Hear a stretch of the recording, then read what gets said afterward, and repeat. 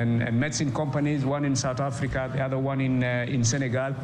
We have to, promote that idea that we should, as Africa, rely on the vaccines and the medicine that we produce locally. The election of African Union Commission chairperson is expected to take place next month during the Africa Union Summit in Addis Ababa, Ethiopia. Peter Mganga, TBC News, Dar es Salaam. The World Bank and the African Development Bank, AFDB, have committed to mobilizing funds to assist African nations in expediting their plan to provide electricity to 300 million people in sub-Saharan Africa by 2030, known as Mission 300.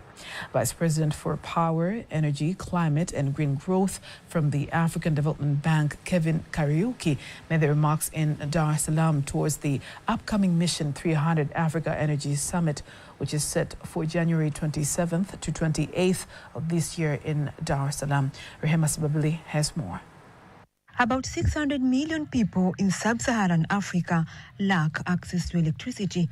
Energy access is said to be a lifeline for people, helping drive economic opportunities, boosting job creation, and improving education and healthy services. Speaking in Dar es Salaam, the Vice President for Power, Energy, Climate and Green Growth at the African Development Bank, Kevin Kariuki, stated that the conference, which is set to bring more than 25 African heads of state, will work with business leaders, funders and community organizations on 5 pillars. The pillars include the lowest cost, interconnections and private sector involvement in lowering investment into the energy sector. We need to address the issue of power generation, transmission, distribution and supply in a most efficient manner.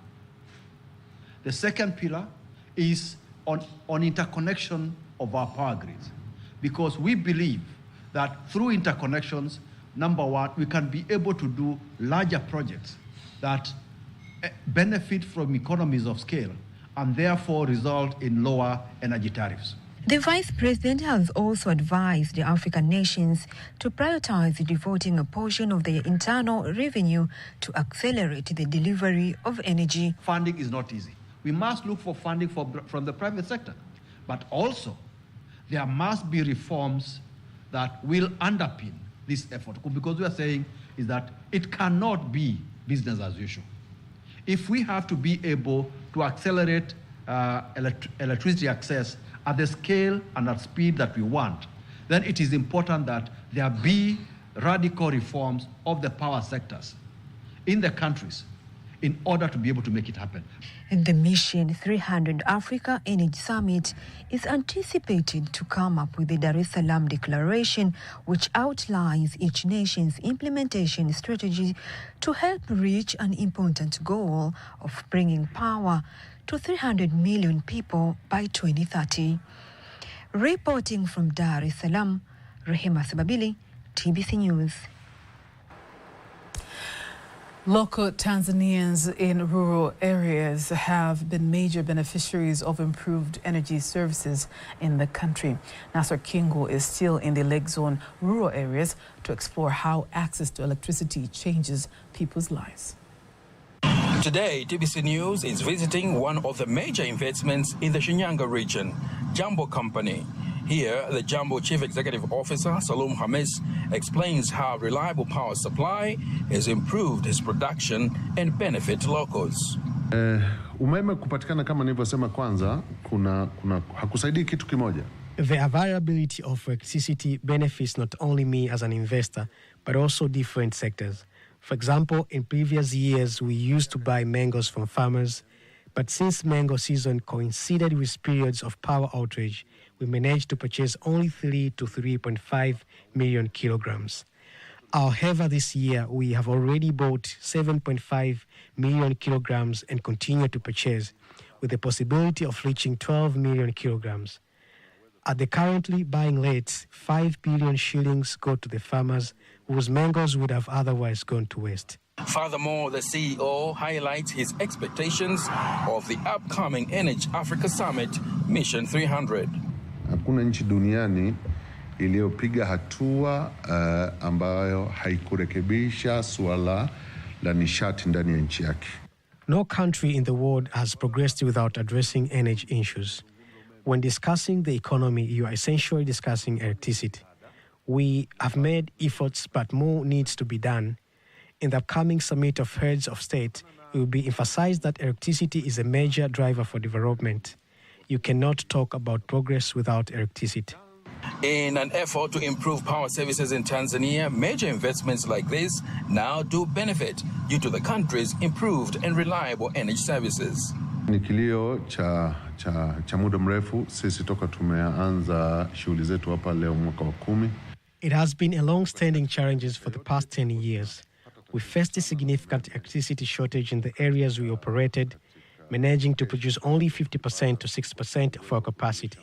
However, since the sixth government completed the Julius Nyerere Dam, we now have consistent electricity supply, and our production capacity has increased from 55% to 100%.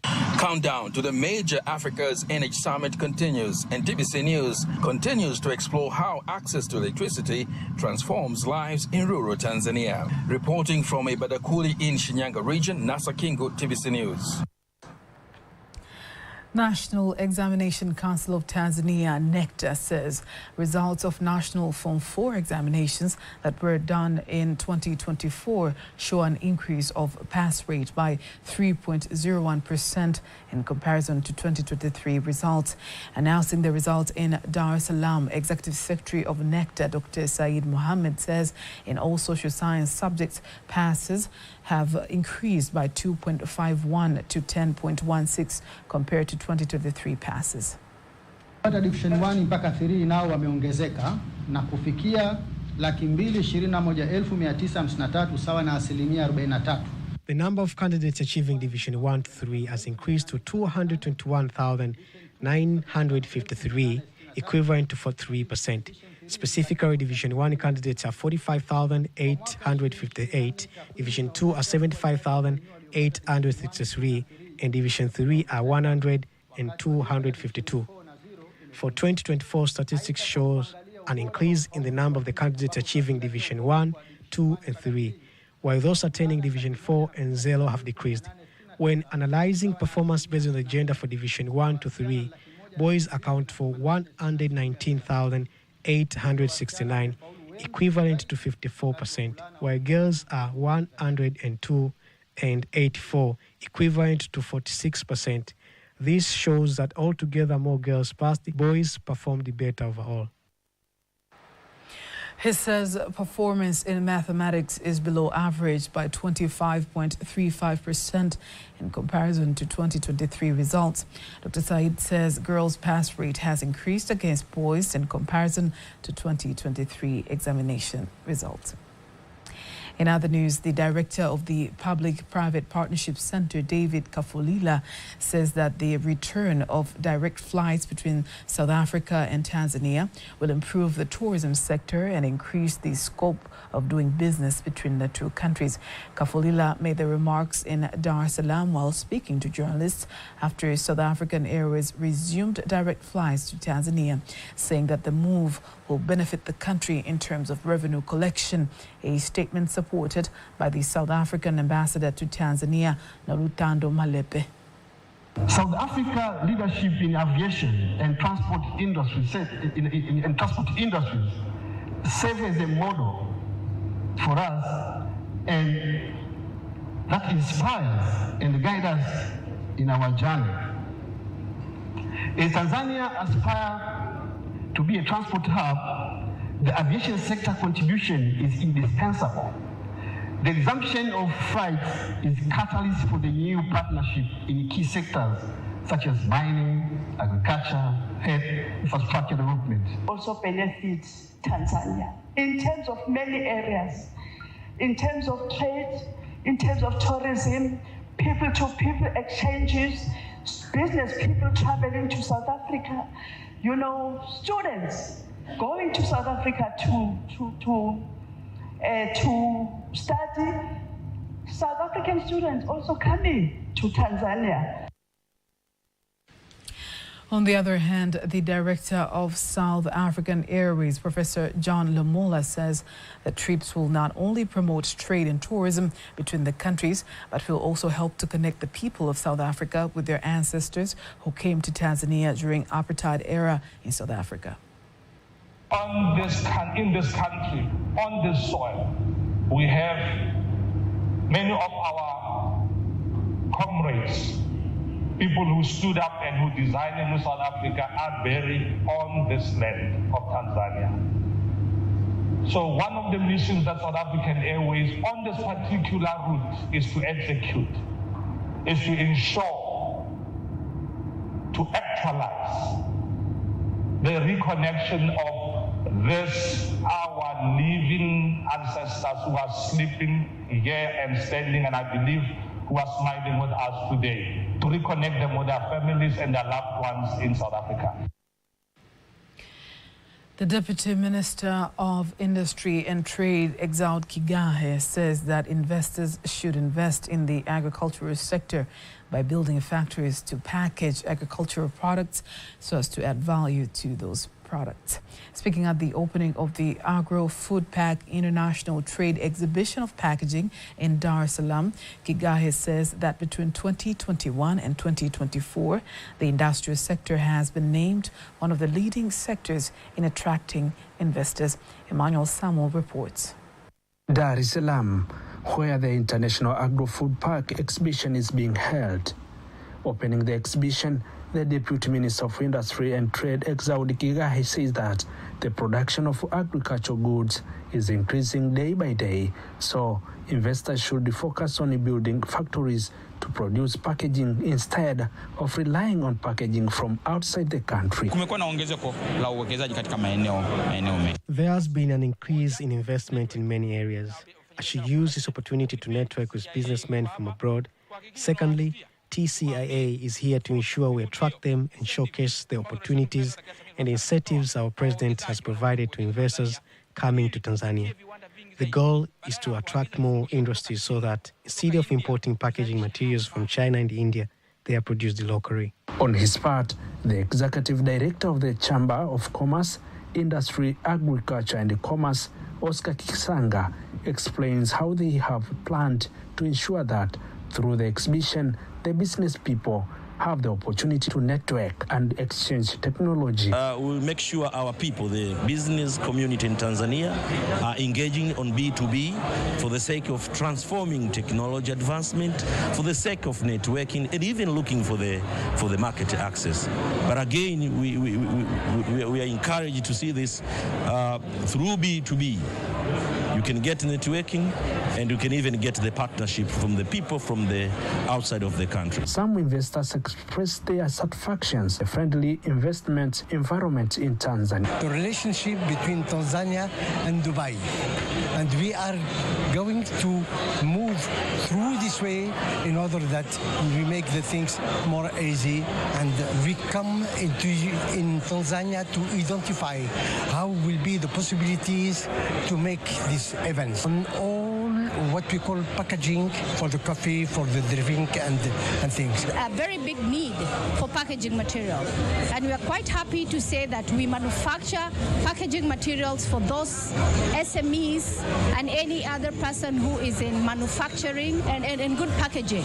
We're going to open our manufacture plant here, and we are going to hire packaging companies here because we hopefully to be friends with each other. More than 50 business people and investors from inside and outside the country have attended the launch of the exhibition aimed at promoting the construction of factories to produce packaging for the agricultural products in Tanzania. Reporting from Dar es Salaam, Emmanuel Samuel, TBC News. Tanzania Broadcasting Corporation, TBC, through its channel of Tanzania Safari, has launched a special program about the slave caravan. The program aims to inform on the route used by slaves from Ujiji, Kigoma to Zanzibar.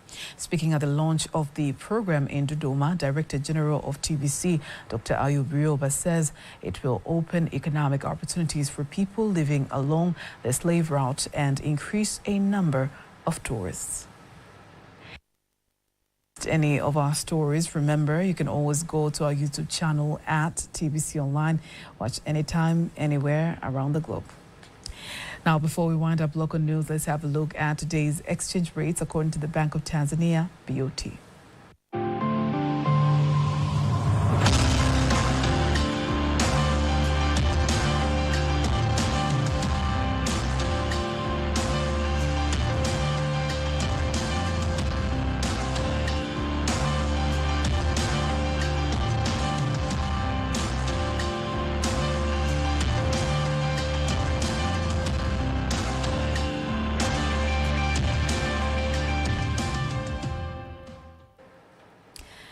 Now, let's have a look at the sports news. Tanzania Premier League Information Officer Karimu Boimanda says the advancement of Tanzania Premier League from 5th to 4th position of the best and strongest league in Africa reflect the quality of players and investment that has been put in by football stakeholders in Tanzania.